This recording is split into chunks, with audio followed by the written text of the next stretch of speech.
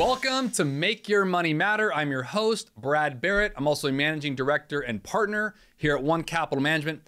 Friends, our society nowadays, whether we like it or not, is a want it now society, have it now environment. And we're all swimming, I think, in a sea of constant little joy hits. We know them as like dopamine or serotonin. And I think it creates this illusion that we all can achieve our way to happiness and fulfillment by reaching some far off goal. And I'm going to relate this today as it comes to our money because we are constantly being told to do more, be more, have more.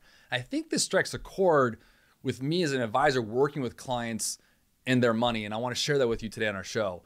And I want to give you some steps to look at today when it comes to this. But before we get started, make sure to smash that subscribe button, hit the notification bell so you don't miss a single episode. All right, let's get into it. Look, naturally, we as humans, we're designed to evolve and to strive and to want more. And I think ultimately have more. I understand that's growth. But our wanting systems sometimes are stronger than our liking systems. Otherwise said, our desires for things that we may not need are actually stronger sometimes than the things we actually do need, wants versus needs. And thinking that if you have X amount of money, then you'll finally have enough. It's really a faulty and unrealistic expectation. It'll end up, believe it or not, leaving many, and I've seen this happen, more unhappy and more dissatisfied. We're built to thrive and survive. And so I want to talk about some points here to find joy and fulfillment in the process of this and within the realm of money and making sure that it doesn't have too much of a grip on our life. And specifically, I want to talk about 5 ideas on this as it relates to your money that I was really thinking through and reading on some articles on this. And the first one is this: progress versus outcomes. Focusing on progress and big goals and big accomplishments, all really good. But the outline, the small steps you take day in and day out with money in particular, your discipline, as I speak often on this, is what actually gets you there. And I've said this all the time. Motivation is great, but discipline is what gets you there. Motivation is great at 9 a.m., right? When you have the coffee high, I'll call it. Discipline is what keeps you at the same goal at 3 p.m. Know that and you'll be able to find success in whatever goal that you have. Number 2, second idea I have is small steps. Think 1% gains. We don't have to make and have these overarching wins every day. It's the little steps over time that matter. This dovetails off number 1. So prioritize, I think, consistency in your money, in your investing, in your discipline over intensity, and understand, really right now where you're standing. You can move forward, whether it's, with investing, maybe paying off debt, maybe putting more into savings, wherever it is or whatever it is, just start now. Small steps. As I always say, it's time in the market, not timing the market.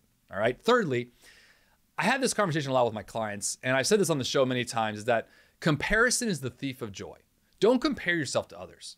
Don't look at, over at someone's good fortune and think, oh, I can never get that, or I'm not going to ever get that, because, you start inflicting some more emotional stress on yourself, more baggage that you then have to carry in your day. Be careful with this. You want to ask yourself, am I here today? Am I watching a show or listening to a podcast like this that's going to help me move forward in some small steps? So continue with that endeavor. 1% gains, back to number 2. Don't forget that. Now, understanding that the small wins matter over time. The fourth idea is this: community. Having a good community and good surroundings. Lately I've been talking to clients really who are, moving out of state and moving to different areas. And a lot of times that's to do with cost of living, cheaper to live in certain states. And that's all true. But you also want to have your community, whether it's a church, a family, friends, people because that matters. Those are the people, like advisors in your life, that help keep you and help you stay on the course that you want for yourself, almost check you sometimes, right? You want those people to come out and say, hey man, I love you, but I've really kind of noticed you slipping in this area. Sometimes we might look at that like, oh my gosh, you're judging me. But the reality is, if we prioritize the right community and the right people and we have a good mindset, that can actually help us get to and continue on our path to our goals. They support us when we are arriving and support us when we are striving, either one at whatever stage you are in. They're actually there for advocacy and accountability, just like an advisor, like I always say. And fifth and final idea I want to say is this: focus on the meaning of your money. What is it going to do for you?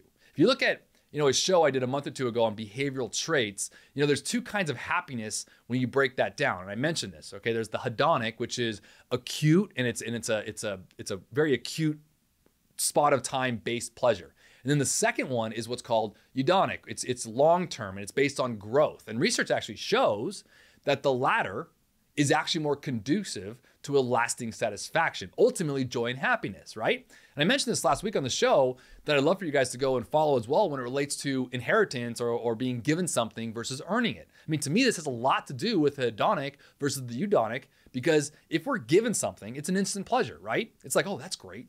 But then we value it differently, where the eudonic, which focuses on long-term and more based on growth over time, and it actually shows again that the latter is more conducive to a lasting satisfaction, not something that's going to be fleeting and coming in and out. So we want to drop the weight, essentially, of trying to be happy, always, and look for meaning as it relates to your money and what money can do for you, not necessarily the zeros in your bank. I'll end with this.